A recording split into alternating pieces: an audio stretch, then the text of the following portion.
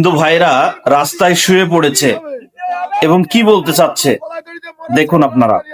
কুরবানির গরু বিক্রি করতে দিতেই হবে, নাহলে আমরা গলাগাড়িতে মরা ছাড়া রাস্তা নিয়ে আমাদের এখানে ভুসির দোকানে বহু টাকা দেনা, এক একজনের 10 লাখ 20 লাখ করে টাকা বাকি আছে।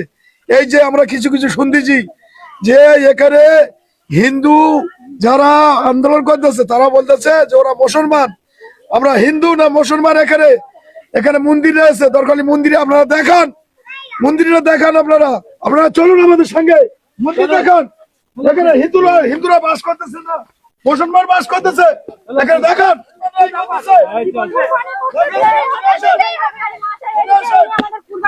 তুলে দিচ্ছেন, আমরা এটা মানতে পারছি না। এর কারণে আমাদের হয়তো মরা ছাড়া আর কোনো উপায় নেই। তখন আমরা কি করবো? শুভেন্দু অধিকারী জবাব দাও, তুমি জবাব দাও। কি করবে?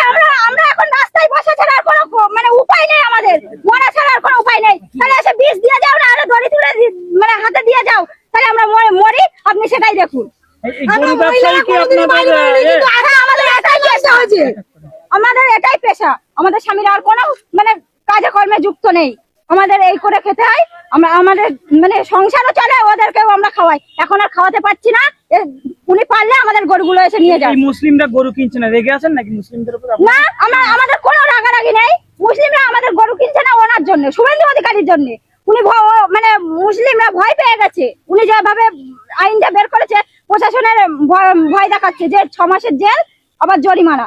এই মানে এই ভয়তে কেউ আসছে না আমাদের গরু কিনতে। না হলে তো মানুষ না খেয়ে মারা যাবে। কিসের জন্য কুরবানি হয় না? এই বছরটা কুরবানি করতে দিতেই হবে।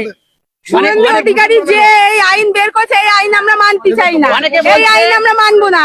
গরিব মানুষ না খেতে পেয়ে মারা যাবে। অনেকে বলছে আপনারা নাকি মুসলিম, কি বলবেন? হিন্দু, আমরা হিন্দু, আমরা গোয়ালে এসে প্রমাণ দেখুক, এসে প্রমাণ দেখুক আমরা হিন্দু কি মুসলিম, গায়ে রক্ত মুসলিম কি হিন্দু এসে কেটে দেখুক।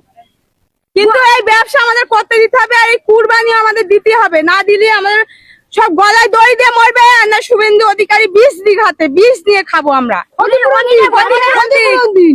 কেন এই আইন তুললো? কিসের জন্য? এতদিন তো এই আইন ছিল না, এই আইন এতদিন ছিল না, এখন কিসের জন্য এই আইন খুলছে? হিন্দু মুসলিম কিসের জন্য এখন তফাৎ করছে? আমাদের সঙ্গে ডঙ্গটা কেন বাজাচ্ছে?